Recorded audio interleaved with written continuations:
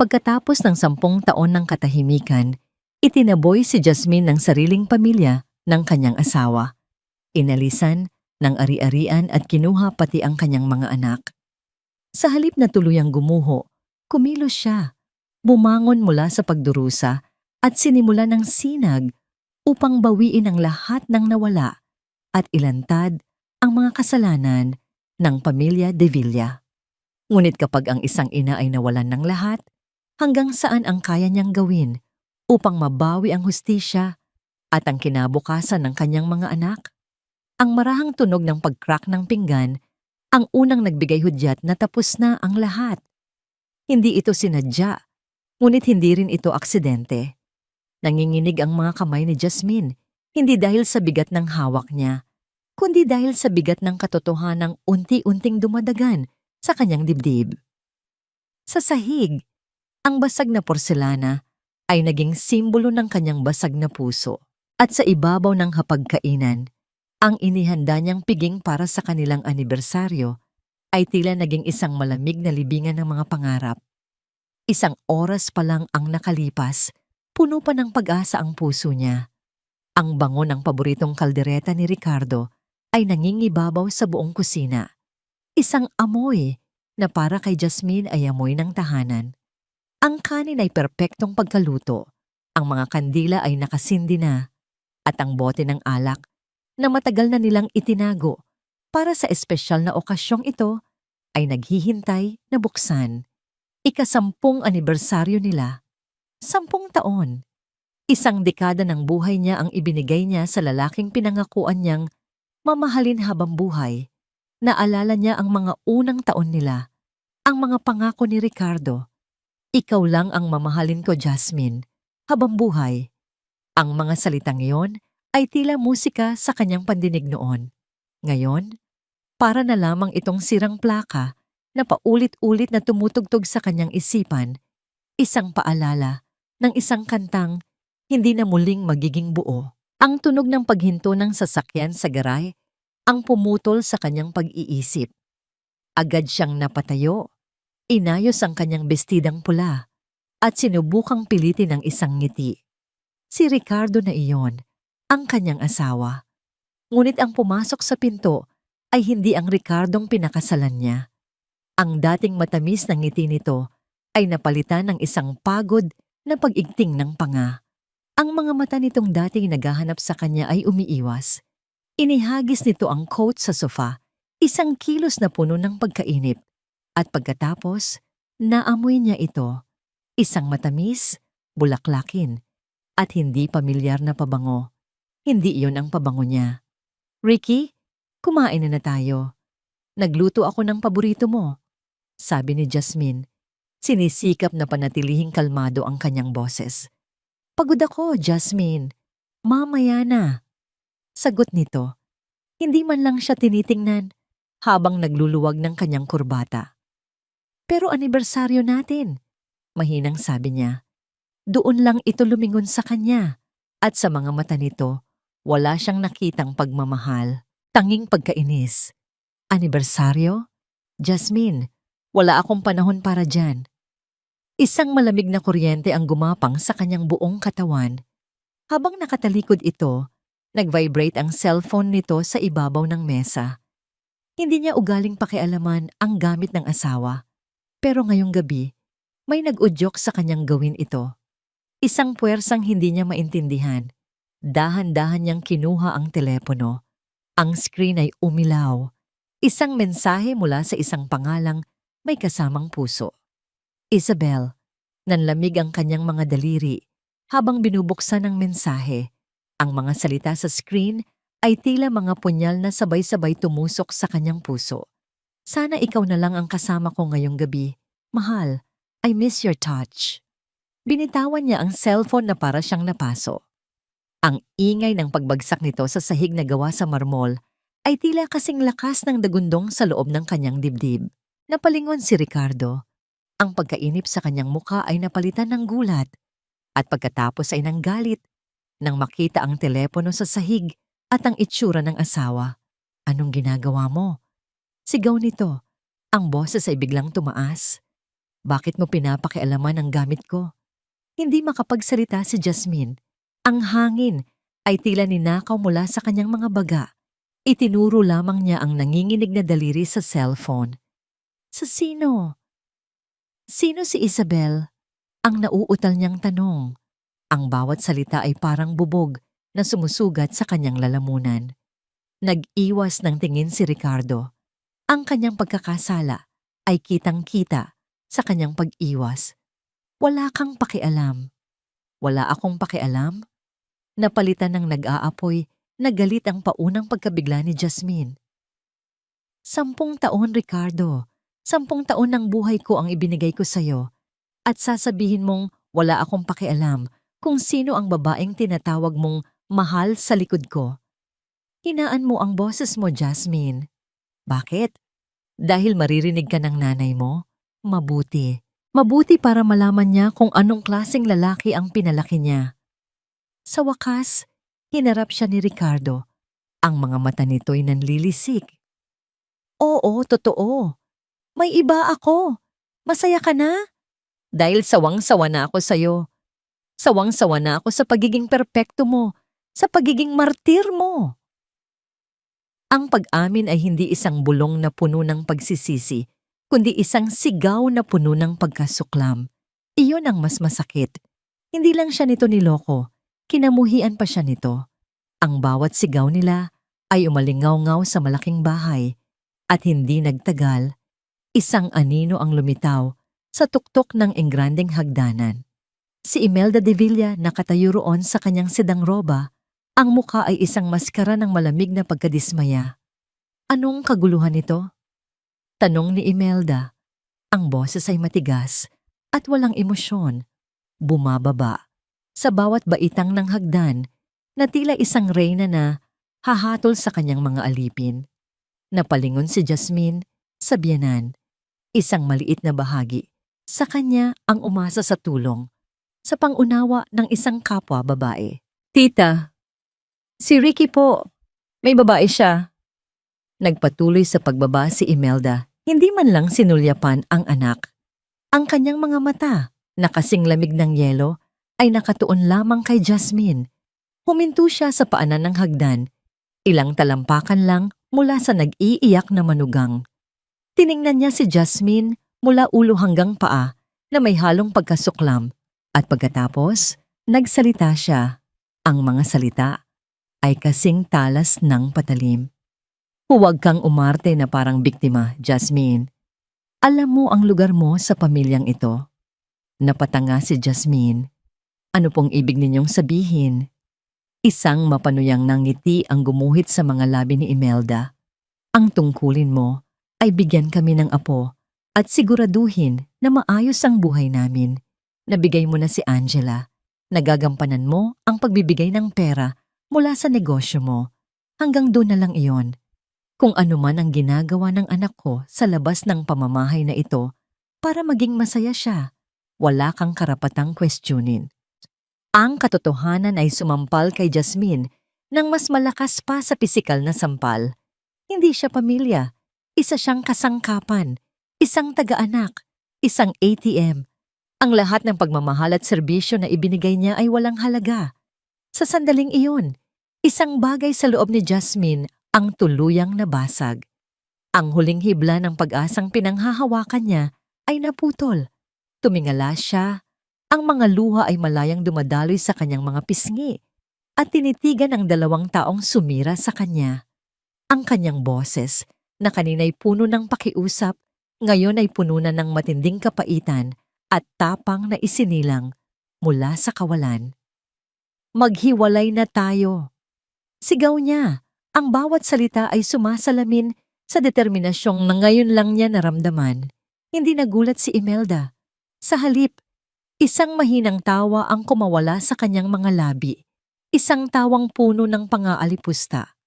Itinaas niya ang kanyang kilay at sinabing, "Tingnan natin kung saan ka pupulutin." Ang salitang hiwalay ay madaling bitawan sa gitna ng nag-aapoy na galit.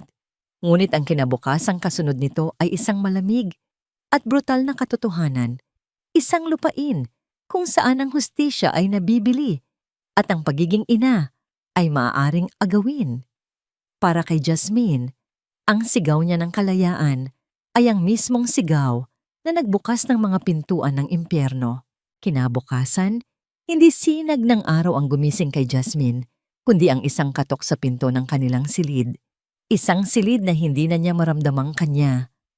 Ang gabing iyon ay ginugol niya sa sahig, nakasandal sa paanan ng kama.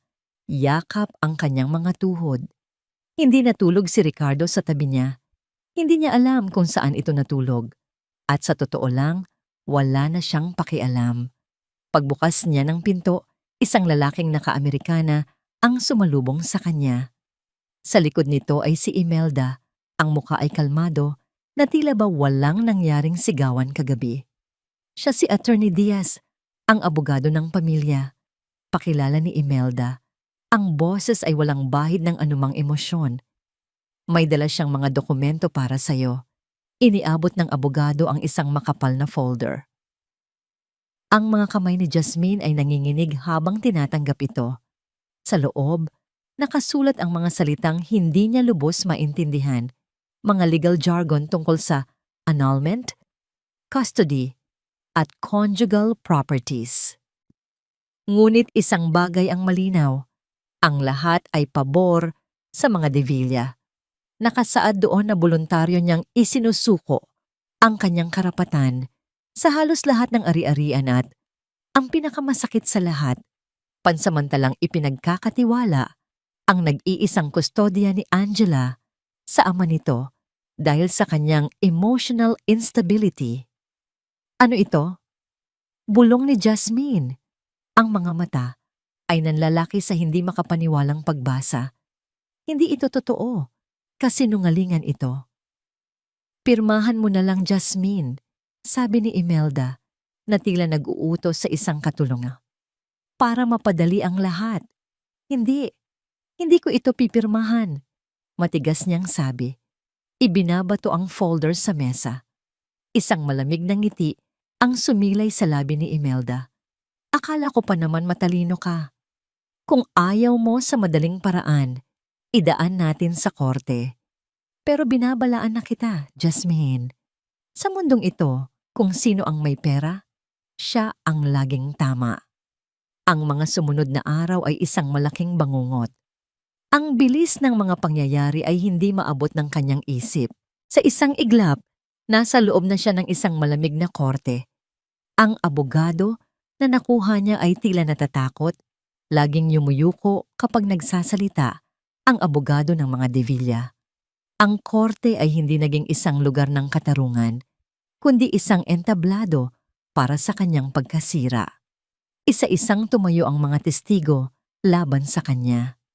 Isang kasambahay na dati lagi niyang binibigyan ng bonus ang nagsabing madalas siyang umuuwing lasing. Ang driver ng pamilya ay sumumpa na lagi siyang may kausap na ibang lalaki sa telepono. Ang bawat salita ay isang gawa-gawang lason, idinisenyo para wasakin ang kanyang pagkatao at patunayang isa siyang masamang ina. Napasigaw siya. Hindi totoo yan, nagsisinungaling sila. Ngunit ang pukpok ng martilyo ng hukom ang laging pumipigil sa kanya. At sa buong panahong iyon, si Ricardo ay nakaupo sa kabilang panig, katabi ang kanyang ina. Hindi siya nito tinitingnan. Kahit isang sulyap wala. Nakatungo lang ito. Pinaglalaruan ang mga daliri na tila isa lamang manunood sa isang palabas na siya mismo ang isa sa mga bida. Ang kanyang pananahimik ang pinakamatinding pagtataksil sa lahat hanggang sa ibinaba ang hatol. Mabilis. Brutal. Dahil sa kapakanan ng bata, ang nag-iisang kustodya ni Angela ay ibinibigay kay Ricardo De Villa. Gumuho ang mundo ni Jasmine. Ang huling eksena sa bahay na yon ay ang pinakamasakit. Pinayagan siyang magpaalam kay Angela sa silid nito. Ang maliit na anghel niya na walang kamalay-malay sa kasamaang nangyayari ay masayang naglalaro ng kanyang mga manika. Mama, aalis ka po? Tanong ni Angela. Ang mga matay puno ng inosenteng pagtataka. Lumuhod si Jasmine, Pinipigilan ang hagulgol na gustong kumawala mula sa kanyang dibdib. Hinaplos niya ang malambot na buhok ng anak. Saglit lang anak, may pupuntahan lang si mama. Pero pangako. Hinawakan niya ang munting mukha nito. Babalikan ka ni mama. Tandaan mo yan ha? Babalikan ka ni mama. Niyakap niya ito ng mahigpit. Sinisiksik sa kanyang alaala ang amoy at init ng kanyang anak. Tama na ang drama. Ang malamig na boses ni Imelda ang pumutol sa sandali. Umalis ka na. Hinigit ng isang yaya si Angela palayo sa kanya. Ang pag-iyak ng bata habang tinatawag ang kanyang pangalan ay isang tunog na habambuhay na magmamarka sa kanyang kaluluwa. Pagbaba niya, ang mga maleta niya ay nasa may pinto na. Kinuha niya ang mga iyon ng walang imik at naglakad palabas. Habang tinatahak niya ang mahabang driveway, narinig niya ang utos ni Imelda sa gwardiya. Isara mo na ang gate at siguraduhin mong hindi na muling makakatapak dito ang babaeng yan. Ang mabigat na bakal ng gate na nagsara sa kanyang likuran ay ang tunog ng pagsasara ng isang kabanata ng kanyang buhay. Nakatayo siya sa labas ng mansyon sa Alabang, isang lugar na minsan niyang tinawag na tahanan, na ngayon ay naging simbolo ng kanyang bilangguan at pagkatapon. Dala ang dalawang maleta at basag na puso, wala siyang ibang pag-aari, walang pera, walang anak, walang natira. Umupo siya sa isang bench sa di kalayuan, habang unti-unting pumapatak ang ambon. Ang bawat patak ay tila nakikidalamhati sa kanya. Hindi niya alam kung saan pupunta. Hindi niya alam kung paano magsisimula. Niyakap niya ang sarili habang nanginginig sa lamig at pighati. Sa gitna ng kanyang kawalan ng pag-asa, nagring ang kanyang telepono, numero ng kanyang abogado. May kaunting pag-asang sumibol sa kanyang dibdib. Hello, attorney? Miss Santos. Ang boses sa kabilang linya ay mababa at puno ng pag-aatubili. Pasensya na talaga. May masama akong balita. Kumuyom ang kamao ni Jasmine. Ano pa ba ang masasama dito? Nagkaroon ng sandaling katahimikan bago nagsalita muli. Ang abogado, ang mga salita'y tila isang hatol ng kamatayan. Miss Santos, dinala nila si Angela sa isang ampunan. Ang pagbagsak, sabi nila, ang pinakamasakit na bahagi nito ay hindi ang pagtama sa lupa, kundi ang mga sandali sa ere. Habang unti-unti mong nakikita ang lahat ng minahal mo na lumiliit at lumalayo. Para kay Jasmine, ang pagbagsak ay walang katapusan. Ang bawat salita ng abogadong yon sa telepono, dinala nila si Angela sa isang ampunan, ay hindi ang lupa. Iyon ay ang pagtulak sa kanya mula sa mas mataas pang bangin na hindi niya alam na umiiral pala. Ang telepono ay bumagsak mula sa kanyang kamay, ngunit hindi niya narinig ang pagtama nito sa basang semento. Wala na siyang marinig kundi ang ugong sa loob ng kanyang tainga, ang paulit-ulit na salitang ampunan. Isang ampunan, ang kanyang munting prinsesa, ang kanyang Angela na natutulog sa isang malambot na kama na may katabing mga laruan, ay ipinadala sa isang lugar para sa mga batang walang pamilya. Pero may pamilya si Angela. May ina siya. At ang inang yon ay siya. Hindi niya namalayan kung gaano siya katagal nakaupo sa bench na yon. Ang ambon ay naging ulan. Ang damit niya ay basang-basa na. At ang lamig ay tumatagos na hanggang sa kanyang mga buto. Ngunit hindi niya ito naramdaman. Ang tanging naramdaman niya ay ang isang malawak at nakakabinging kawalan. Napilitan lamang siyang tumayo nang magsimulang maglakad ang mga tao pauwi mula sa trabaho. Ang kanilang mga payong ay tila mga makukulay na kabute sa dilim. Tinitingnan niya ang mga pamilyang magkasamang naglalakad.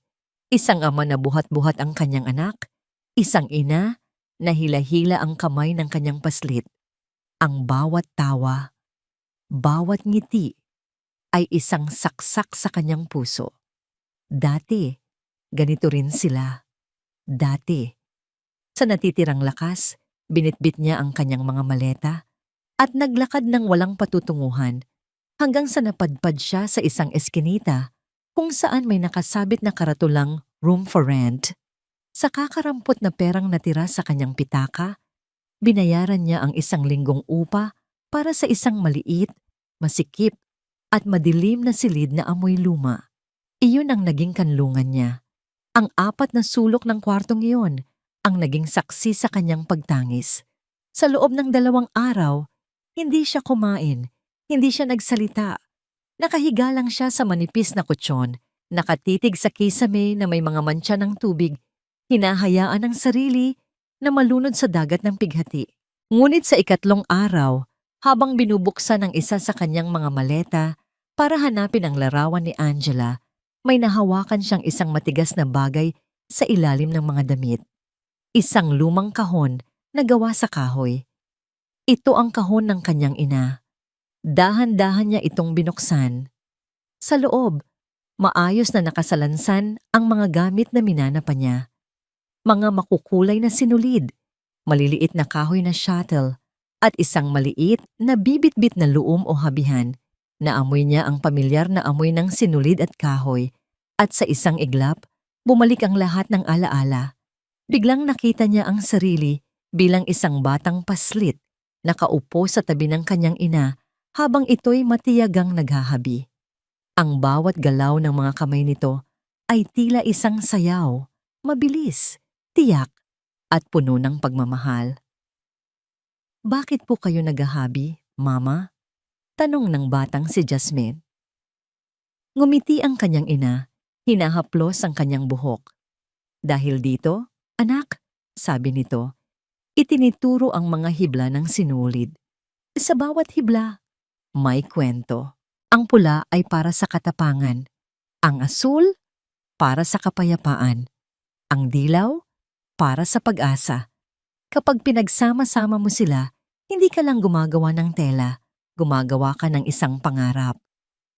Ang mga salitang iyon, na matagal nang natabunan ng sakit at pagdudusa, ay biglang umalingaw-ngaw sa kanyang isipan. Isang pangarap, pag-asa, katapangan. Tumingin siya sa larawan ni Angela. Ang ngiti nito, ang tanging liwanag sa madilim na silid. Hindi siya pwedeng sumuko. Hindi para sa sarili niya, kundi para sa batang naghihintay na tuparin niya ang kanyang pangako. Babalikan ka ni Mama. Isang bagong determinasyon ang umusbong sa kanyang puso. Winalis niya ang kanyang mga luha. Kung kinuha man ng mga Devilla ang kanyang pera at ang kanyang anak, may isang bagay na hindi nila makukuha sa kanya, ang kanyang talento, ang pamanang iniwan ng kanyang mga magulang. Buong magdamag, sa liwanag ng isang maliit na bombilya, sinimulan niyang maghabi. Ang kanyang mga daliri na nooy nanginginig sa pighati, ngayon ay naging matatag. Ang bawat pagpasok ng shuttle, ang bawat paghigpit ng sinulid ay isang dasal, isang pangako. Ibinuhos niya ang lahat ng kanyang sakit, galit, at pananabik sa kanyang unang obra. Isang maliit na table runner, pinaghalong kulay ng asul at dilaw, kapayapaan at pag-asa. Kinabukasan, gamit ang natitirang pera, nagpunta siya sa isang internet cafe. Gumawa siya ng isang simpleng online page at pinangalanan niya itong Sinag. Dahil sa gitna ng pinakamatinding dilim, kahit isang maliit na sinag ng liwanag ay sapat na para magbigay ng pag-asa. Ipinost niya ang larawan ng kanyang unang gawa. Lumipas ang mga oras. Walang nangyari. Nagsimula na naman siyang panghinaan ng loob. Ngunit bago siya tuluyang umalis, isang notifikasyon ang lumitaw sa screen. Isang order. May bumili. Isang tao sa malayong lugar ang nakakita ng halaga sa kanyang gawa. Isang ngiti ang unti-unting gumuhit sa kanyang mga labi. Hindi ito isang masayang ngiti, kundi isang nanginginig, basang-basa sa luha, ngunit totoong nangiti. Ito na ang simula. Ang kanyang unang hakbang. Sa sumunod na linggo, unti-unting dumami ang mga order, mga panyo, mga unan, maliliit na wall decor. Sapat lang para sa kanyang pang-araw-araw na gastos at para makapag-ipon ng paunti-unti. Ang bawat pisong naiipon niya ay inilalagay niya sa isang sobrang may nakasulat na para kay Angela. Isang gabi, habang tinatapos ang isang order, isang email ang pumasok sa kanyang inbox. Galing ito sa isang The Alabaster Hotel, isang bagong boutique hotel sa Taguig.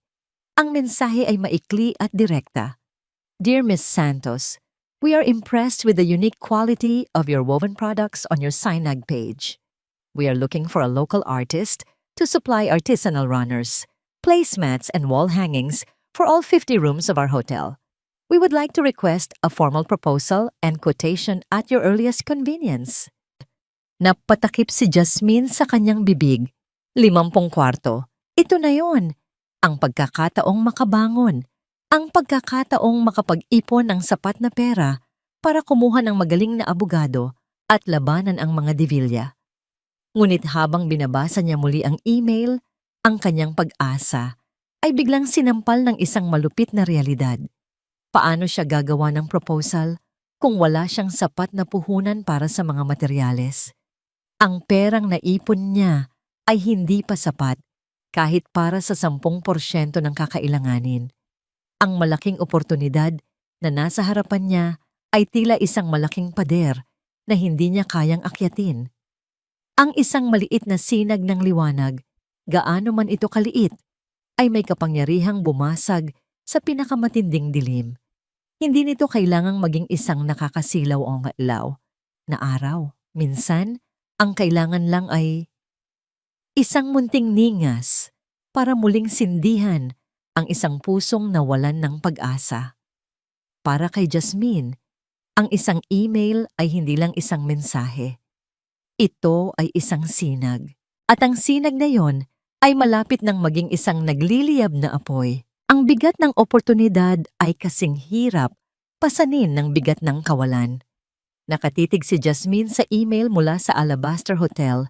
Binabasa ito ng paulit-ulit na para bang sa pagbabasa niya'y biglang lilitaw ang puhunang kailangan niya. 50 kwarto. Ito ay isang kontratang maaaring magbago ng lahat. Ngunit sa pagitan niya at ng tagumpay na yon ay isang pader na gawa sa pera. Isang bagay na wala siya. Kinagat niya ang kanyang labi. Ang utak ay tumatakbo ng mabilis. Mga bangko?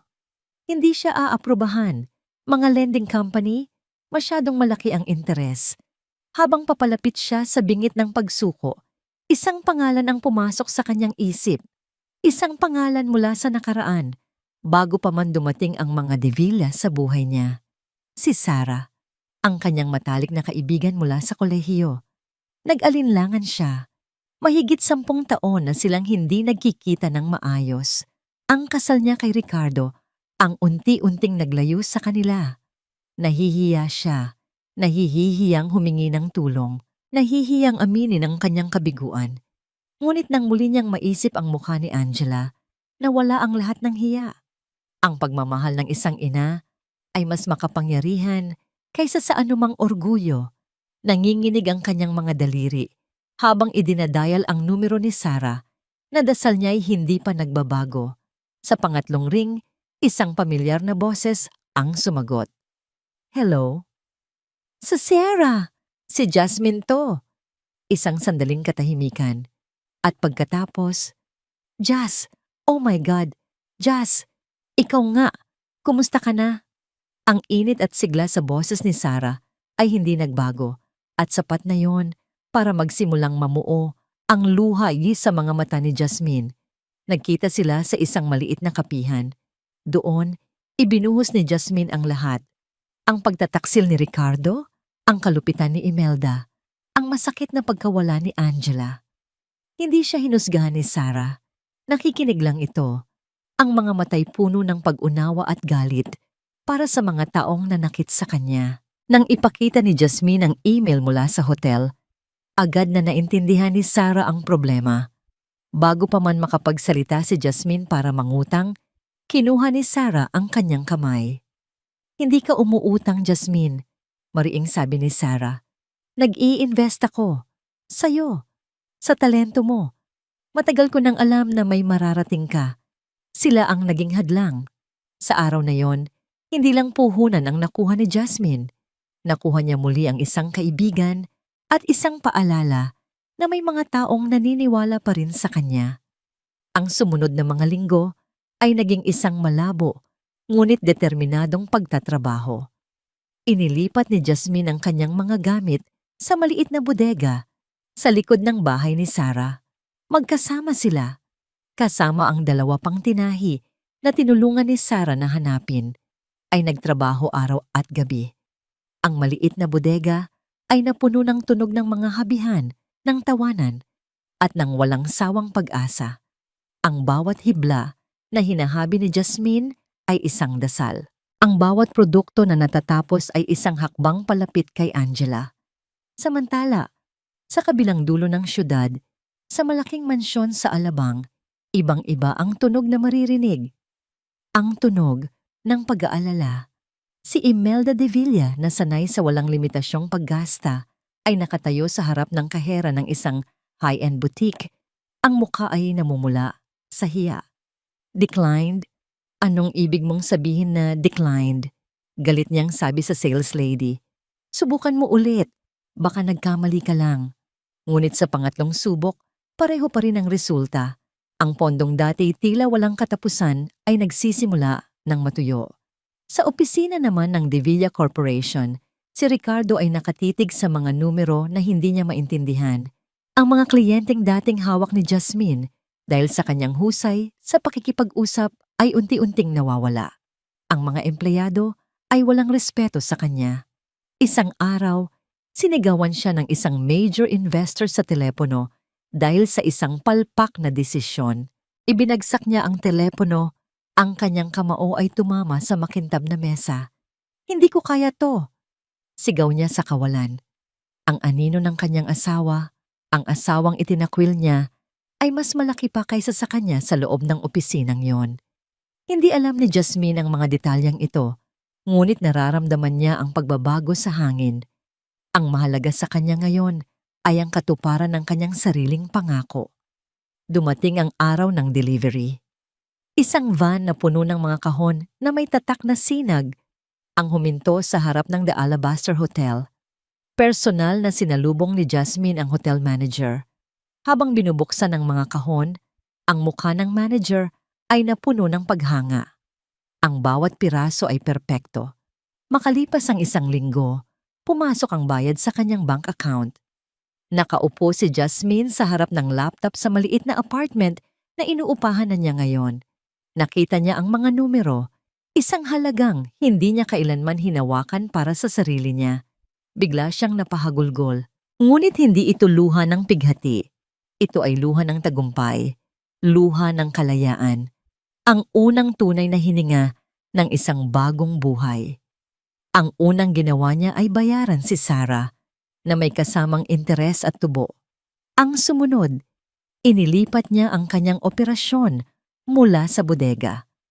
Nagrenta siya ng isang maliit, ngunit maayos na opisina sa isang building sa Bonifacio Global City. Ang pagtayo sa loob ng kanyang sariling espasyo, gaano man kaliit, na may pangalang sinag sa pinto, ay isang tagumpay na mas matamis pa sa anumang salapi. Ngayong meron na siyang pondo at katatagan, oras na para sa susunod na hakbang. Ang hakbang na matagal na niyang pinaghahandaan.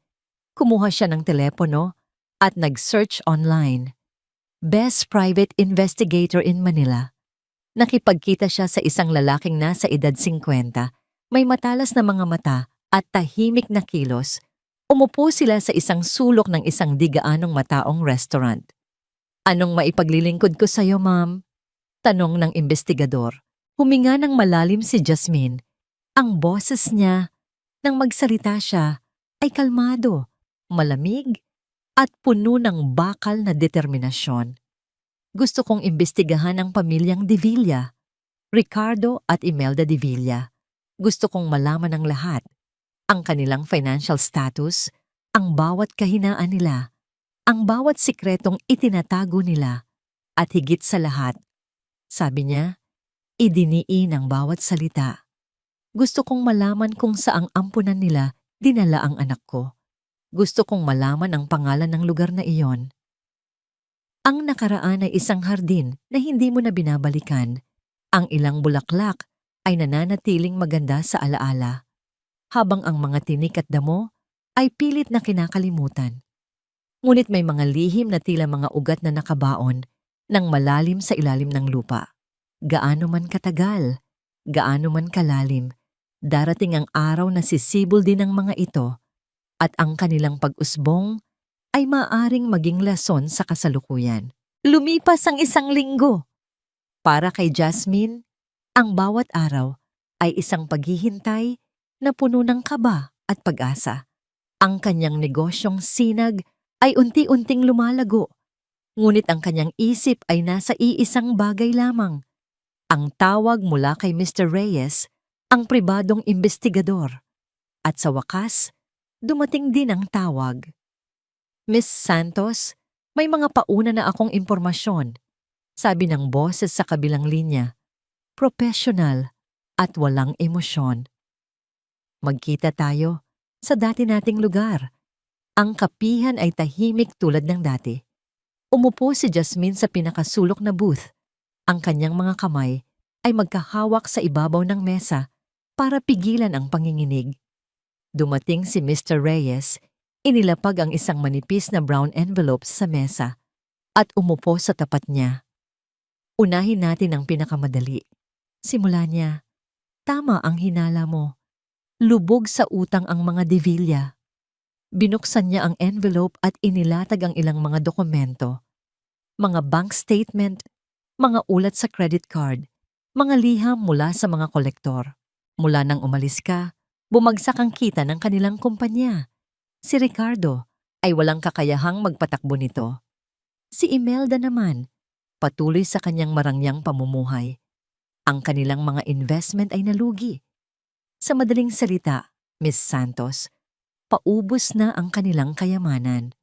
Konting panahon na lang at babagsak sila. Isang maliit na bahagi ni Jasmine ang nakaramdam ng kasiyahan, isang mapait na tagumpay. Ngunit mabilis itong nawala. Hindi ito ang pinakamahalaga. Ang anak ko, Mr. Reyes, may balita na ba kayo? Pinagtatrabahuhan pa namin, ma'am. Ma'am, mahigpit ang utos ng mga De Villa na itago ang impormasyon. Pero huwag kayong mag-alala. Malalaman din natin yan. Ngunit, huminto siya. Tinitigan si Jasmine ng diretso sa mata. May isa pa akong nakita. Isang bagay na hindi ko inaasahan. Isang bagay mula sa nakaraan. Kumuha siya ng isa pang set ng mga papel mula sa kanyang briefcase. Ang mga ito ay lumana, naninilaw, at malutong sa paglipas ng panahon. Mga kopya ng mga lumang dyaryo. Inilatag niya ang isang clipping sa mesa. Ang headline, Santos Textiles, nagsaklolo sa pagkalugi. Ang petsa ay mahigit 20 taon na ang nakalipas. Nanlamig ang buong katawan ni Jasmine. Santos Textiles, ang negosyo ng kanyang mga magulang. Ang negosyong nagbigay sa kanila ng magandang buhay at ang negosyong unti-unting pumatay sa kanila. Bakit ninyo ito ipinapakita sa akin? Tanong niya. Ang boses ay nanginginig. Hindi sumagot si Mr. Reyes. Sa halip inilatag niya ang isa pang clipping sa tabi nito. Ang headline, De Villa Corporation, nagpalawak sa industriya ng tela. Ang petsa, 2 buwan pagkatapos ideklara ang pagkalugi ng Santos Textiles. Ang De Villa Corporation ay isang maliit na trading company lang noon, Miss Santos. Walang sino man sa industriya ang nakakakilala sa kanila. Paliwanag ng investigador. Ang kanyang boses ay mababa at makahulugan. Pero bigla, pagkatapos bumagsak ang kumpanya ng mga magulang mo, nagkaroon sila ng malaking kapital. Pinasok nila ang industriya ng tela. Kinuha ang mga dating kliyente at supplier ng Santos Textiles. Ang pagbagsak ng pamilya mo, ang naging simula ng pag-angat nila. Ang amoy ng lumang papel ay tila nagdala kay Jasmine pabalik sa nakaraan. Bigla niyang naalala ang kanyang ama, nakaupo sa madilim nitong opisina, Napapalibutan ng mga ledger, ang muka ay pagod at puno ng pag-aalala. Naalala niya ang kanyang ina na tahimik na umiiyak sa kusina, sinusubukang itago ang kanilang mga problema mula sa kanya. Naalala niya ang mga huuling araw nila, ang pagkawala ng kanilang bahay, ang sakit, ang pighati na nagdulot sa kanilang maagang pagkamatay. At pagkatapos, nagsimulang mag-ugnay ang mga tuldok sa kanyang isipan. Naalala niya ang mga komento ni Imelda sa mga dinner party. Ang kalidad ng telang iyan ay hindi maganda. Alam ko ang isang supplier na mas makakamura ka. Palagi siyang nagtataka kung paano naging ganoon kaalamado ang biyenan niya sa isang industriyang hindi naman nito linya. Ngayon, naiintindihan na niya. Hindi ito pagkakataon. Tumingin siya kay Mr. Reyes. Ang kanyang mga mata ay hindi na nagpapakita ng kalungkutan, kundi ng isang bagong apoy, isang malamig at mapanganib na apoy. Hindi na ito tungkol sa anak ko lang, bulong niya, na mas para sa sarili niya kaysa sa investigador. Ito ay para sa kanyang mga magulang, para sa kanilang ninakaw na buhay. Mr. Reyes, sabi niya, ang kanyang boses ay matatag na ngayon. Kalimutan mo muna ang finances nila. Si Imelda. Imbestigahan ninyo ang nakaraan niya. Bawat detalye, bawat transaksyon 20 taon na ang nakalipas. Gusto kong malaman kung paano niya nakuha ang kapital na yon. Tumango ang investigador na tila inaasahan na ang utos na ito. Habang nililigpit nito ang mga dokumento, nagring ang kanyang telepono. Sinagot niya ito, nakinig sandali. At pagkatapos ay tumingin kay Jasmine, ang kanyang professional na kalmaduhan ay biglang nabahira ng pagkaapurahan o Miss Santos! Sabi niya pagkatapos ibaba ang tawag, ang kanyang boses ay apurado. May balita ang tao ko. Napahawak ng mahigpit si Jasmine sa gilid ng mesa. Ang anak ko? Oo, sagot ni Mr. Reyes. Nahanap ko na ang pangalan ng ampunan, pero may mas importante kang dapat malaman tungkol dito. Ang takot ay isang halimaw na natutulog. Sa karamihan ng panahon, ito'y nakakulong sa pinakamadilim na sulok ng isipan, pinapakalma ng kayamanan, kapangyarihan, at ng kumpiyansang ang mga lihim ng nakaraan ay mananatiling nakabaon.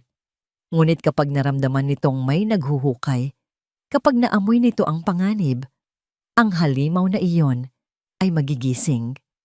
At sa kanyang paggising, walang awa nitong sisilain ang sinumang mga has na gambalain ang kanyang pagkakahimbing.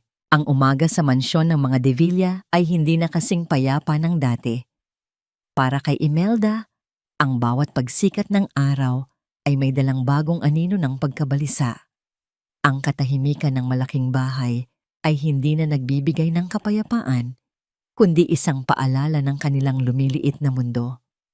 Ang bawat tawag mula sa bangko, ang bawat sulat mula sa credit card company, ay tila maliliit na bitak sa pundasyong matagal niyang iningatan.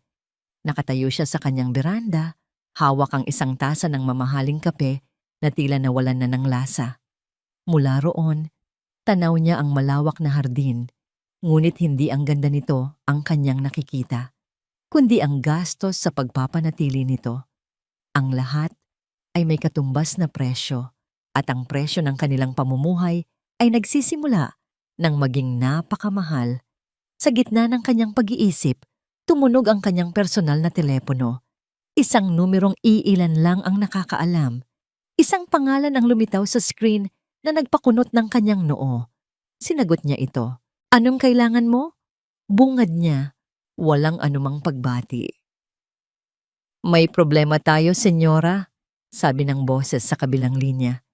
Isang dating tauhan sa De Villa Corporation na nananatiling tapat sa kanya dahil sa utang na loob at sa takot.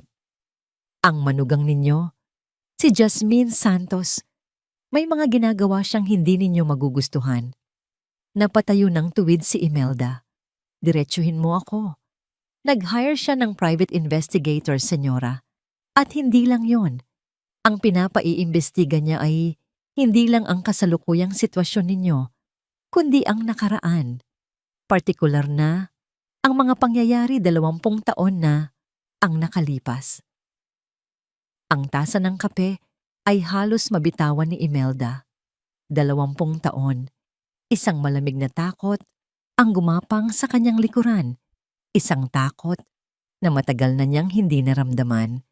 Ang halimaw ay gumalaw. Ang mga lihim na akala niya'y sementado na ay biglang naging marupok. Idagdag pa rito ang mga naririnig niyang bulong-bulungan tungkol sa sinag, ang maliit na negosyong nagiging sikat dahil sa kalidad nito. Ang babaeng itinakwil niya, ang babaeng akala niya'y durog na, ay hindi lang bumabangon. Lumalaban ito. Salamat sa impormasyon, sabi niya. Ang boses ay kasing lamig ng yelo bago ibaba ang tawag. Ang kanyang unang reaksyon ay hindi gulat, kundi galit. Isang dalisay at nag-aapoy na galit. Sino si Jasmine para maghukay? Isang hamak na ampon sa kanyang pamilya na binigyan niya ng pangalan at karangyaan. Pumasok siya sa kanyang opisina at kinuha ang telepono. Mayroon siyang listahan ng mga supplier ng tela sa buong bansa. Alam niya kung sino ang pangunahing pinagkukunan ng materyales para sa mga maliliit na negosyante. Idininial niya ang numero ng may-ari, isang lalaking minsan na niyang tinulungan. Mr. Chua, sabi niya nang sagutin ang tawag. Ang boses ay madiin ngunit kalmado. Imelda de Villa ito. Kumusta na ang negosyo? Narinig ko'y maganda raw ang takbo. Sayang naman kung biglang magkakaproblema. May isang maliit na brand na tinatawag na Sinag. Ayoko nang marinig ang pangalang yan. Nagkakaintindihan ba tayo? Hindi na niya hinintay ang sagot. Alam niyang naintindihan nito ang banta. Iyon ang unang hakbang, ang pagputol sa ugat. Ngunit hindi iyon sapat. Kailangan niyang sirain hindi lang ang negosyo ni Jasmine, kundi ang pangalan nito. May tinawagan siyang isang PR consultant na kilala sa paggawa ng black propaganda. Gusto kong gumawa kayo ng kwento, utos niya. Isang ina na iniwan ang sariling anak sa isang ampunan para lang sa kanyang ambisyon. Isang babaeng gahaman sa pera. Ikinalat ninyo sa lahat ng blogs, sa lahat ng social media. Gusto kong isumpa ng mga tao ang pangalan niya. Nang gabing iyon, hinarap siya ni Ricardo sa sala. Ang anak niya, na dati sunod-sunuran, ay may bahid ng tapang sa mga mata. Mama, anong ginagawa mo? Tanong nito. Narinig ko ang mga utos mo. Hindi ba't sobra na yan? Si Jasmine pa rin ang ina ng anak ko. Hinarap siya ni Imelda, ang mga matay nanlilisik. At nasaan ang anak mo ngayon, Ricardo? Nasa isang institusyon. Dahil sa katangahan mo, dahil sa kahinaan mo, ginagawa ko lang ang nararapat para protektahan ang pamilyang ito. Isang bagay na hindi mo kayang gawin. Ang babaeng yan ay isang ahas. At bago pa niya tayo matuklaw, kailangan na nating putulin ang ulo niya. Tumalikod si Ricardo, talunan. Ang munting tapang nito ay agad na naglaho. Naiwang mag-isa si Imelda sa malawak na sala. Naglakad siya patungo sa isang aparador at kinuha ang isang lumang photo album. Binuklat niya ito sa isang pahina na bihirang tingnan. Naroon ang isang larawan ng isang masayang pamilya, isang lalaki, isang babae, at isang batang babae na may malaking laso sa buhok. Ang pamilyang Santos, ang mga taong naging hagdanan niya sa tagumpay. Hinaplos niya ang larawan gamit ang kanyang daliri, hindi dahil sa pagsisisi, kundi dahil sa isang malamig na pagtatagumpay. Isang ngiting demonyo ang gumuhit nila sa kanyang mga labi. Nagawa na niya ito dati. Kaya niya itong gawin ulit. Kinuha niya ang kanyang telepono sa huling pagkakataon ng gabing iyon. Idininial niya ang numero ng direktora ng ampunan, isang babaeng may malaki ring utang na loob sa kanya. May ipapakiusap lang sana ako. Simula niya, ang boses ay tila pulot sa tamis. Ang dating asawa ng anak ko, si Jasmine. Malamang ay dadalawin niya riyan si Angela. Gusto ko lang siguraduhin na hindi siya magkakaroon ng komportableng karanasan. Huminto siya sandali, hinahayaang lumubog ang tunay na kahulugan ng kanyang mga salita. Gawin mong miserable ang bawat pagbisita niya. May mga lugar na sagrado, hindi dahil sa istruktura o pangalan nito, kundi dahil sa mga alaalang nakakabit dito. At may mga pangalan na tila mga susi, mga susing maaaring magbukas ng mga pintong matagal nang nakasara at magbunyag ng mga katotohanang may kapangyarihang baguhin ang lahat. Para kay Jasmine, ang paglalakbay niya sa isang simpleng ampunan ay hindi lamang isang pagbisita. Ito ay isang pagbabalik sa isang pamanang hindi niya alam na umiiral. Bahay Pag-asa. Iyon ang pangalan ng ampunan. Ibinigay ni Mr. Reyes ang address kasama ang isang babala. May nalaman ako, Miss Santos. Ang direktora ng ampunan, si Mrs. Alonso, ay may malaking utang na loob kay Imelda de Villa. Mag-ingat ka. Ang babala ay umalingaw-ngaw sa isip ni Jasmine habang papasok siya sa mga gate ng Bahay Pag-asa. Simple lang ang lugar, ngunit malinis at mukhang mapayapa. Ngunit sa ilalim ng kapayapaang iyon, naramdaman niya ang isang malamig na tensyon. Sinalubong siya sa lobby ng isang babaeng nasa edad na, may suot na salamin at isang pilit na ngiti. Si Mrs. Alonso. Good morning. Anong kailangan nila? Tanong nito. Ang boses ay matigas at walang anumang init. Ako po si Jasmine Santos, ina ni Angela Santos de Villa. Gusto ko po siyang makita. Ang nangiti ni Mrs. Alonso ay agad na naglaho. Si Mrs. Santos. Mayroon kaming mahigpit na patakaran dito. Ang visiting hours ay tuwing Sabado lamang, mula 2:00 hanggang 4:00 ng hapon. At kailangan may court order. Pero ina niya ako. Giit ni Jasmine, ipinapakita ang kopya ng kanyang birth certificate at ang ID. Hindi sapat yan, sabi ng direktora. Hindi man lang tinitingnan ang mga papel.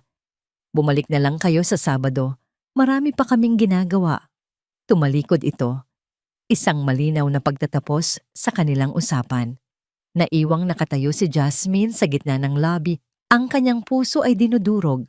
Pero hindi siya sumuko. Umupo siya sa isa sa mga upuan, determinado na maghintay. Habang naghihintay, narinig niya ang tawanan ng mga bata mula sa hardin sa likod.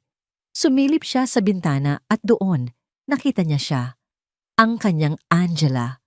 Nakaupo ito sa isang duyan, mag-isa habang ang ibang mga bata ay naghahabulan.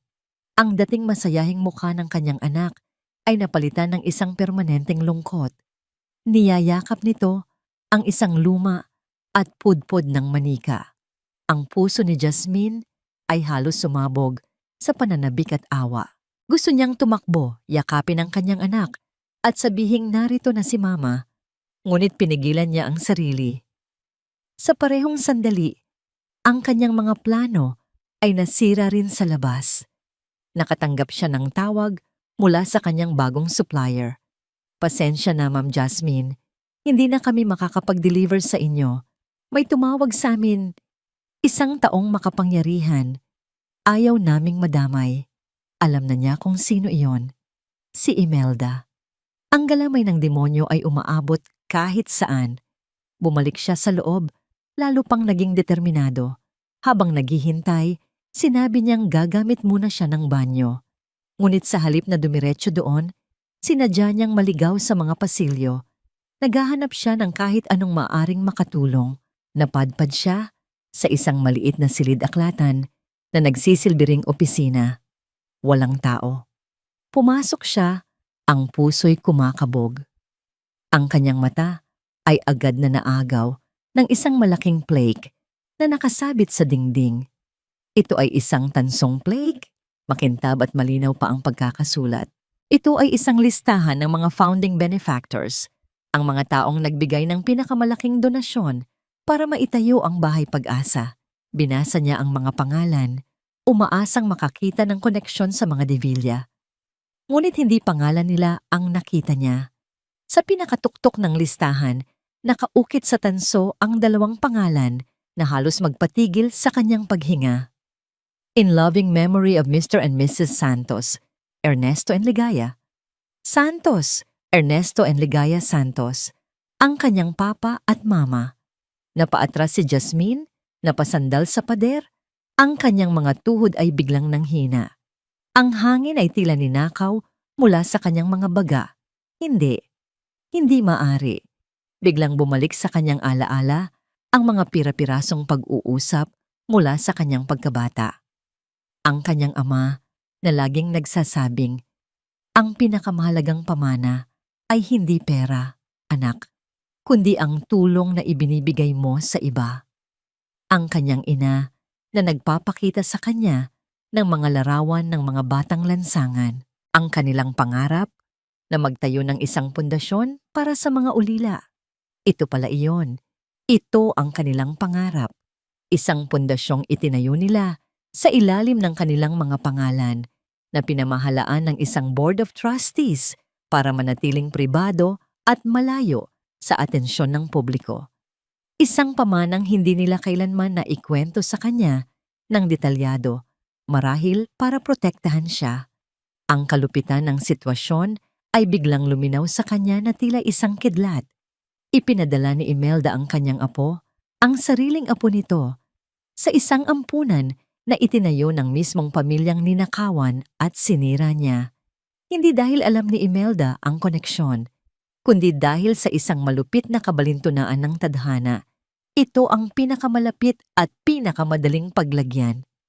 Para kay Imelda, ito ay isang simpleng pagtatapon.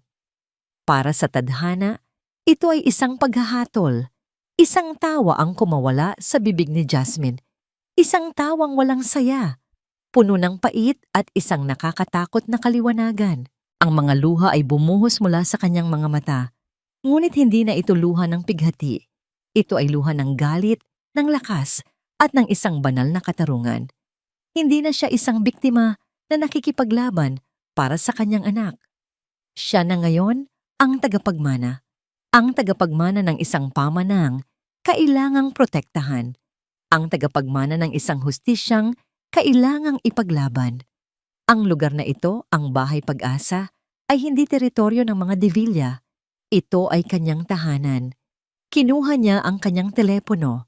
Ang panginginig sa kanyang mga kamay ay napalitan na ng isang matatag at malamig na determinasyon. Idininial niya ang numero ni Mr. Reyes. Nang sumagot ito, ang kanyang boses ay hindi na boses ng isang kliyente. Ito ay boses ng isang reyna na babawiin ang kanyang kaharian. Mr. Reyes, baguhin ang plano. Sabi niya, ang bawat salita ay matigas at puno ng kapangyarihan. Hindi na ito tungkol sa anak ko lang. Ibagsak natin sila.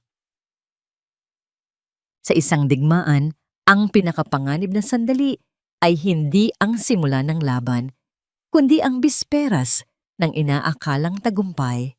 Ito ang sandali kung kailan ang kumpiyansa ay nagiging kapabayaan.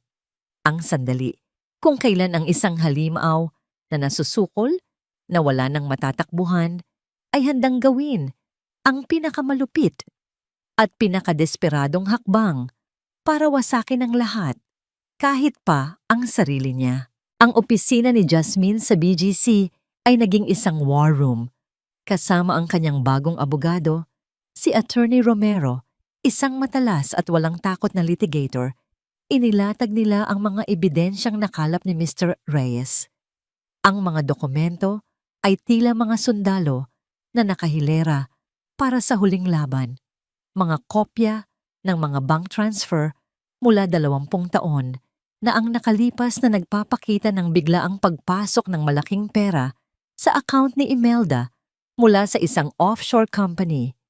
Mga sinumpaang salaysay mula sa mga dating empleyado ng Santos Textiles na nagpapatunay sa mga maruruming taktika na ginamit para pabagsakin ang kumpanya. At ang pinakamatibay sa lahat, ang orihinal na papeles ng pagkakatatag ng Bahay Pag-asa Foundation na malinaw na nakapangalan sa mga magulang ni Jasmine. Ang plano ay simple, sabi ni Attorney Romero. Ang kanyang boses ay puno ng kumpiyansa. Hihiling tayo ng isang emergency meeting sa Board of Trustees ng Bahay Pag-asa. Bilang nag-iisang tagapagmana ng mga nagtatag, may boses ka na ngayon. Ipipresenta natin ang ebidensyang ito. Hindi lang natin mapapatunayan ang masamang intensyon ni Imelda, kundi maipapakita rin natin na ang buong kayamanan ng Divilla ay nakatayo sa isang pundasyon ng kasinungalingan. Walang hukom na hindi papanig sa'yo kapag nalaman nila ito. Mababawi mo si Angela. Isang pakiramdam ng nalalapit na tagumpay ang bumalot kay Jasmine.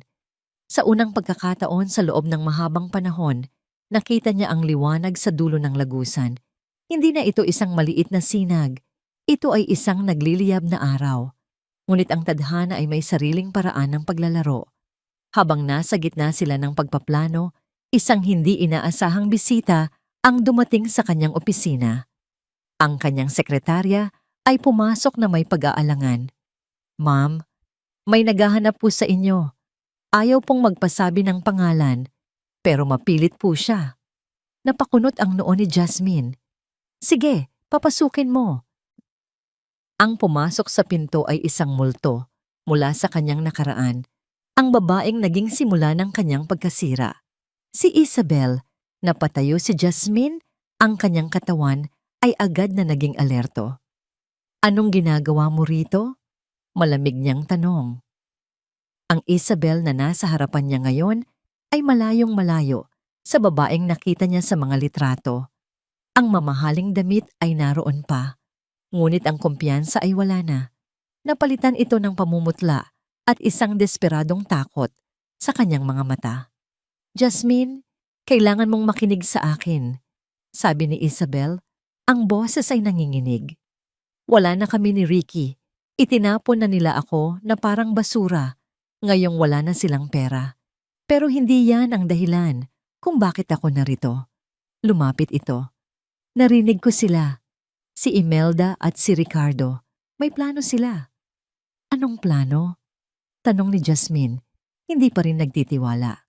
"Si Angela," sabi ni Isabel. Ang mga matay nanlalaki sa takot. Aalisin nila siya sa bansa. Ngayong gabi. May flight sila papuntang Singapore. Gagamitin nilang dahilan ng isang peking medical condition. Kapag nailabas na nila si Angela, habang buhay mo na siyang hindi makikita. Ang bawat salita ay tila isang suntok sa sikmura ni Jasmine. Ito ang pinakamasamang bangungot niya. Naramdaman ni Imelda na malapit na itong matalo at gagawin nito ang huling pinakamalupit na hakbang.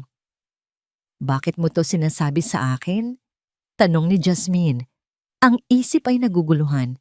Isang mapait na tawa ang kumawala kay Isabel. "Dahil ayokong manalo ang demonyong yon. Ginamit niya ako. Ginamit ka niya.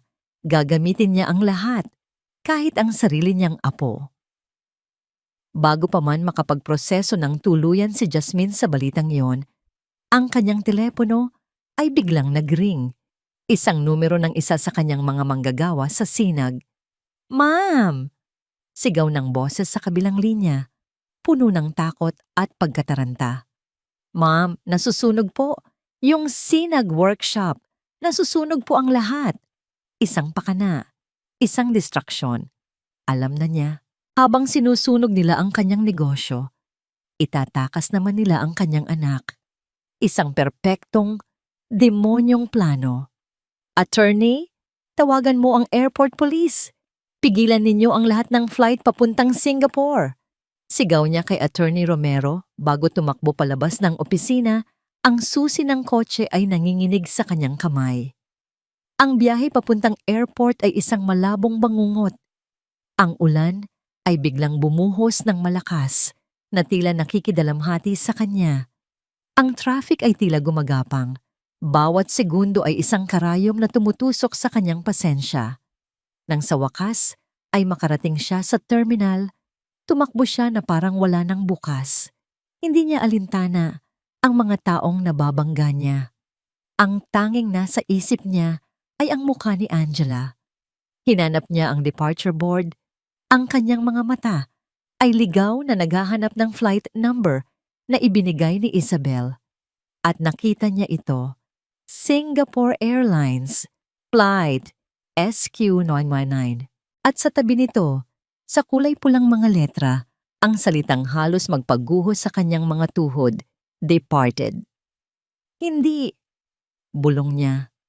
Hindi pwede. Tumakbo siya papunta sa airline counter. Itinutulak ang mga nakapila. Yung flight papuntang Singapore. Kakalis lang ba? Pakiusap. Kailangan kong makita ang listahan ng mga pasahero. Ang anak ko. Nandoon ang anak ko. I'm sorry, ma'am, sabi ng staff, puno ng awa ngunit walang magawa. The flight has already taken off. Hindi po kami pwedeng magbigay ng passenger information. Tumalikod siya mula sa counter. Ang lakas ay unti-unting nawawala sa kanyang katawan. Ang ingay ng airport, ang mga tawag sa mga pasahero, ang tunog ng mga humihilahod na maleta, ang tawanan ng mga pamilya ay unti-unting humina at naging isang malabong ugong. Ang kanyang negosyo, ang kanyang sinag, ay abona. Ang kanyang ebidensya, ang kanyang plano, ay wala ng silbi. Ang kanyang anak, ang kanyang Angela, ay wala na. Nawalan ng balanse si Jasmine, napaluhod siya sa gitna ng abalang terminal. Ang kanyang katawan ay nanginginig sa isang hagulgol na walang tunog. Lahat ay nawala. Sa ikalawang pagkakataon, kinuha sa kanya ang lahat. At sa pagkakataong ito, tila wala ng pag-asang makabangon pa. Sa gitna ng kanyang pagkawasak, habang nakaluhod sa malamig na sahig ng airport, nagring ang kanyang telepono. Hindi niya ito pinansin, ngunit patuloy ito sa pagring. Sa huli, sa natitirang lakas, dinampot niya ito. Isang numerong pamilyar na pamilyar sa kanya. Ang numero ni Ricardo. Sinagot niya ito, handa nang isigaw ang lahat ng kanyang galit. Ngunit naunahan siya ng boses sa kabilang linya. Isang boses na basag, nanginginig, at puno ng pagsisisi na ngayon lang niya narinig. Jasmine, patawarin mo ako. Sabi ni Ricardo, humihikbi. Kailangan mong malaman ang totoo. Ang katotohanan ay tila tubig. Maaari mo itong subukang itago sa likod ng isang dam na gawa sa kasinungalingan. Ngunit palagi itong makakahanap ng siwang. At kapag sa wakas ay gumuho mo ang dam, ang ragasan nito ay walang awa. Tinatangay ang lahat ng kasamaan, hinuhugasan ang lahat ng dumi, at iniiwan lamang ang mga batong naging pundasyon ng lahat. Ang paghuhukom ay hindi palaging nangyayari sa isang korte. Minsan, ito ay sa isang silid, kung saan ang isang duwag na puso ay sa wakas ay nagkaroon ng tapang na magsalita. Ang boses ni Ricardo sa telepono ay ang tunog ng isang taong tuluyan ng nabasag. Hindi na ito ang mayabang at duwag na lalaking kilala ni Jasmine. Ito ay ang tunog ng purong pagsisisi. Nasaan ka? Tanong ni Jasmine. Ang kanyang boses ay walang emosyon. Naubos na sa pag-iyak. Malapit lang, sagot nito. Magkita tayo. May ibibigay ako sa'yo. Pakiusap, Jasmine. Ito na lang ang tanging paraan para maitama ko ang lahat. Nagkita sila sa isang parking lot na halos walang tao sa ilalim ng isang pumapalyang ilaw ng poste. Ang ulan ay humina na at naging ambon. Lumabas si Ricardo mula sa kanyang sasakyan. Ang mamahalin nitong damit ay gusot, ang buhok ay magulo, at ang kanyang mga mata ay namumugto. Sa kanyang kamay, may hawak siyang isang maliit na voice recorder. Hindi ko na kaya, Jazz, sabi niya. Ang boses ay basag. Nung makita ko si Mama na nag-eempake ng gamit ni Angela, nung marinig ko siyang tumatawa habang kausap ang abogado niya tungkol sa pagsunog sa sinag, may kung anong nagbago sa akin. Naalala ko ang lahat ng sinira niya, ang sinira natin. Inabot niya ang recorder. Hindi umalis si Angela. Napatitig si Jasmine sa kanya, hindi makapaniwala. Ano? Isang palabas lang ang lahat. Paliwanag ni Ricardo. Ang mga salita'y bumubuhos na tila isang agos. Ang flight, ang pag-alis ni Isabel, isang palabas para malito ka. para isipin mong wala na.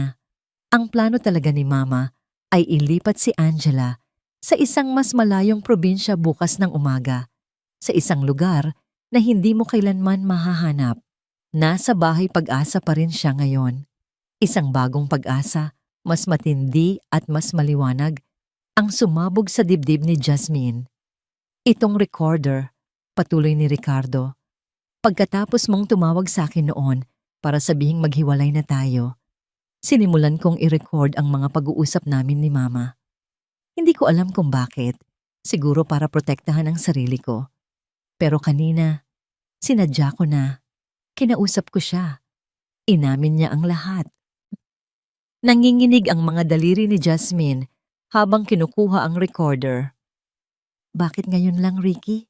Bakit? Isang mapait na ngiti ang gumuhit sa labi ni Ricardo. At sa unang pagkakataon, nakita ni Jasmine ang isang totoong emosyon sa kanya. Hindi takot o kasakiman, kundi purong kahihiyan. Dahil duwag ako, at dahil sa kaduwagan kong yon, nawala ko ang nag-iisang babaeng tunay na nagmahal sa akin. Tumalikod ito at nagsimulang maglakad palayo. Patawarin mo ako, Jasmine. Hindi para sa sarili ko, kundi para sa'yo. Para maging malaya ka na. Sumakay ito sa kanyang kotse at umalis. Nag-iwan ng isang landas ng mga sirang pangako at isang maliit na aparato na may hawak ng kapangyarihan ng katarungan. Kinaumagahan, isang emergency meeting ng Board of Trustees ng Bahay Pag-asa ang ipinatawag ni Attorney Romero. Dumating si Imelda de Villa. Suot ang kanyang kapangyarihan na tila isang balabal. Ang mukha ay puno ng kumpiyansa. Tumingin siya kay Jasmine na nakaupo sa kabilang dulo ng mahabang mesa na may isang mapanuyang ngiti. Para sa kanya, tapos na ang laro. Ano ang kabuluhan ng pulong na ito, Attorney? Tanong ni Imelda, nakatingin kay Romero. Ang batang iyon ay nasa kustodya ng aking anak. Walang anumang legal na basehan para rito. Tumayo si Jasmine. Ang kanyang presensya ay kalmado ngunit mabigat. Hindi ito tungkol sa legal na basehan lang, Mrs. De Villa. Ito ay tungkol sa moralidad at sa kasaysayan. Naglakad siya papunta sa harap at ipinakita sa board ang mga dokumento ng pagkakatatag ng ampunan na may pangalan ng kanyang mga magulang. Ang mga miyembro ng board na karamihan ay mga matatandang kaibigan ng pamilya Santos ay napatingin sa kanya ng may pagkabigla at pag-unawa. Ang ngiti ni Imelda ay nagsimulang maglaho. At ngayon, patuloy ni Jasmine, gusto kong iparinig sa inyo ang isang kwento. Ang totoong kwento kung paano nagsimula ang De Villa Corporation. Inilagay niya ang voice recorder sa gitna ng mesa at pinindot ang play. Ang boses ni Imelda, arogante at walang pagsisisi, ay pumuno sa silid. Oo, ako nga ang nagpabagsak sa kanila. Sila ang mahina. Ako ang matalino. Ginamit ko ang pera ng kumpanya nila para itayo ang sarili kong imperyo. Sumunod ang boses ni Ricardo. Pati ang pagsunog sa sinag, Mama, plano mo rin iyon? Ang tawa ni Imelda sa recording ay nakakapangilabot. Siyempre, isang maliit na sakripisyo para sa mas malaking tagumpay. Ganyan ang laro, Ricardo. At sa larong ito, ako ang laging panalo. Ang katahimikan sa silid pagkatapos ng recording ay nakakabingi. Ang mukha ni Imelda ay namutla, napalitan ng purong takot at hindi makapaniwalang galit. Tumingin siya kay Jasmine, ang kanyang mga mata ay nag-aapoy. Sinungaling! Gawa-gawa lang yan! Isa kang ahas! Sigaw niya, nawawala na sa kontrol. Ngunit huli na ang lahat. Isa sa mga board member, isang matandang lalaki na pinakamatalik na kaibigan ng ama ni Jasmine, ang tumayo. Tumawag kayo ng pulis, sabi niya sa security guard. Ang kanyang boses ay nanginginig sa galit. At pigilan ninyo ang sino mang tangkang ilabas si Angela Santos de Villa mula sa gusaling ito. Gumuho ang mundo ni Imelda. Sumugod siya papunta kay Jasmine na tila isang hayop na nasukol, handang manakit. Ngunit bago pa siya makalapit, hinarang na siya ng mga gwardiya. "Hindi pa tayo tapos!" Sigaw niya kay Jasmine habang hinihila siya palabas. "Hindi pa ako tapos sa'yo." Nang dumating ang mga pulis, si Imelda ay hindi na isang reyna. Isa na lamang siyang babaeng nagwawala. Ang kanyang mga sigaw ay umalingaw-ngaw sa pasilyo habang kinakabitan siya ng posas. Bago siya tuluyang ilabas, tumingin siya kay Jasmine sa huling pagkakataon. Ang kanyang mga mata ay nangangako ng paghihiganti. Ngunit hindi na natatakot si Jasmine. Naiwan siyang nakatayo sa tahimik na conference room. Ang tunog lamang ng kanyang paghinga ang maririnig. Tapos na. Ang digmaan ay tapos na. Ang bawat bagyo ay nagtatapos. Ang pinakamadilim na gabi ay nagbibigay daan sa isang bagong umaga. At pagkatapos ng lahat ng sakit, lahat ng luha, at lahat ng laban, ang puso ay nakakahanap ng paraan para muling humilom. Ang tunay na tagumpay ay hindi ang pagbagsak ng kaaway, kundi ang pagtayo muli, mas matatag at mas buo kaysa dati. Sa isang kapayapaang ikaw mismo ang lumikha. Lumipas ang 6 na buwan. Ang mga balita tungkol sa pagbagsak ng pamilyang De Villa ay mabilis na kumalat at mabilis ding nalimutan ng publiko na tila isang tsismis na nalumana. Si Imelda ay nahatulan ng maraming taon sa bilangguan para sa mga kasong estafa, arson, at attempted kidnapping. Ang kanyang imperyo na itinayo sa kasinungalingan ay gumuho na parang isang kastilyong buhangin. Si Ricardo naman, matapos tumestigo laban sa sarili niyang ina, ay nawala na parang bula. May mga nagsasabing namumuhay ito ng simple sa isang malayong probinsya, tinatakasan ng anino ng kanyang pangalan at mga pagkakamali. Para kay Jasmine, ang mga balitang iyon ay tila ingay na lamang sa malayo. Ang kanyang mundo ay hindi na umiikot sa kanila.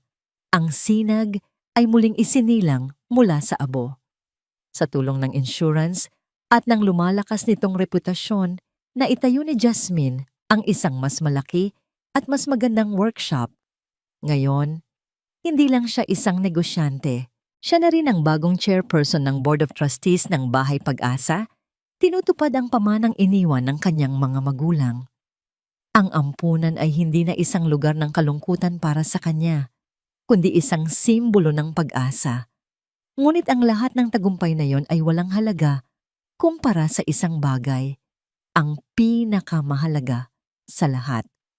Ang unang araw na opisyal nang ibinalik sa kanya ang kustodya ni Angela ay isang araw na hindi niya malilimutan.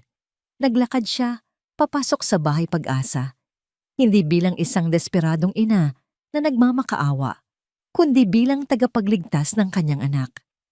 Nakita niya si Angela sa hardin, nakaupo sa parehong duyan, yakap-yakap pa rin ang pudpod na manika. "Angela?" Tawag ni Jasmine. Ang boses ay malambing. Dahan-dahang lumingon ang bata. Nang makita nito kung sino ang tumatawag, ang mga mata nito'y nanlaki. "Mama?" Bulong nito na tila hindi makapaniwala. "Nandito na si Mama, anak," sabi ni Jasmine, lumuluha habang nakangiti. "Uuwi na tayo." Tumakbo si Angela papunta sa kanya at sa sandaling mayakap niya muli ang kanyang anak, naramdaman ni Jasmine na siya ay buo na. Ang lahat ng sakit, lahat ng pagod ay naglaho. Ito ang kanyang tagumpay. Ito ang kanyang mundo.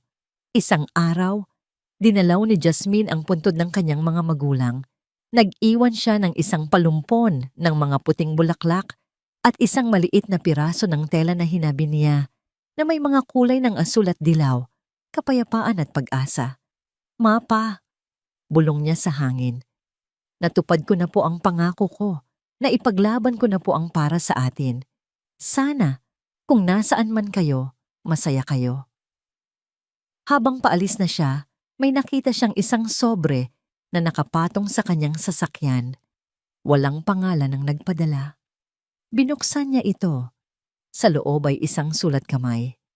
Kilala niya ang sulat na yon. Jasmine, simula ng sulat. Walang sapat na salita para humingi ng tawad. Alam kong huli na ang lahat at hindi ko hinihiling na patawarin mo ako. Ang tanging hiling ko lang ay sana mahanap mo ang kaligayahang matagal na ipinagkait sa'yo. Ang kaligayahang hindi ko naibigay. Maging masaya ka, Jasmine. Iyon na lang ang tanging dasal ko. Ricky. Tinitigan niya ang sulat ng matagal. Pagkatapos, marahan niya itong tiniklop at itinago. Walang galit, walang sakit. Tanging isang tahimik na pagtanggap. Tapos na ang kabanatang iyon ng kanyang buhay. Ang huling eksena ng kanilang kwento ay hindi naganap sa isang mansyon o sa isang opisina. Ito ay sa dalampasigan. Ang araw ay papalubog, pinipinta ang langit ng mga kulay kahel at rosas. Si Jasmine at Angela ay magkasamang gumagawa ng isang kastilyong buhangin. Ang kanilang mga tawanan ay sinasabayan ng marahang alon. Si Angela, na muling naging masigla at masayahin, ay naglagay ng isang maliit na kabibe sa tuktok ng kanilang kastilyo. "Tingnan mo, Mama! Ang ganda ng palasyo natin!" Ngumiti si Jasmine, isang nangiting abot hanggang sa kanyang mga mata. "Oo, anak. Napakaganda." Tumingala si Angela sa kanya. Ang mga mata ay puno ng kuryosidad. "Mama, tayo na lang po ba dalawa?" Hinaplos ni Jasmine ang buhok ng kanyang anak at niyakap ito ng mahigpit. Tumingin siya sa malawak na karagatan, sa walang hanggang abot tanaw kung saan nagtatagpo ang langit at dagat.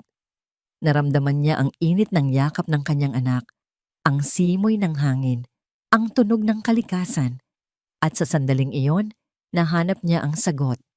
Ang kaligayahang hindi nakasalalay sa isang lalaki, sa isang kasal, o sa pag-aproba ng iba, kundi sa sarili niyang lakas at sa pagmamahal na nasa harapan niya. "Oo, anak," bulong niya, ang puso'y puno ng kapayapaan. At sapat na tayo. Sa huling bahagi ng kwento ni Jasmine, malinaw na ipinakita na walang kasinungalingan o kasamaan ang maaaring magtago magpakailanman. Ang mga taong nanlinlang, nagnakaw ng ari-arian, at sumira ng isang pamilya ay humarap din sa hustisya, habang ang babaeng minsang nawalan ng lahat ay ginantimpalaan ng pinakamahalagang bagay, ang kanyang mga anak, dangal, at isang buhay na siya mismo ang humubog. Mula sa kanyang mga kamay na humabi ng sinag, hindi lamang niya itinayo ang isang negosyo, kundi muling binuo ang tiwalang winasak ng 10 taon ng pagdurusa. Ipinapaalala ng kwentong ito na maaaring manalo ang kasamaan sa simula. Ngunit ang pagtitiyaga at paniniwala sa sarili ang tunay na nagwawagi sa huli. Ikaw, kung dinala ka ng buhay sa sukdulang kawalan ng katarungan, susuko ka ba? O tatayo tulad ni Jasmine? May mga sakit ka bang tahimik na pinapasan ngayon? Bago tayo magtapos, nais kitang kamustahin. Maayos ba ang puso mo sa araw na ito? Kung may damdaming nais mong ibahagi, narito ang channel na ito, hindi lang para magkwento, kundi para makinig at umunawa sa iyo.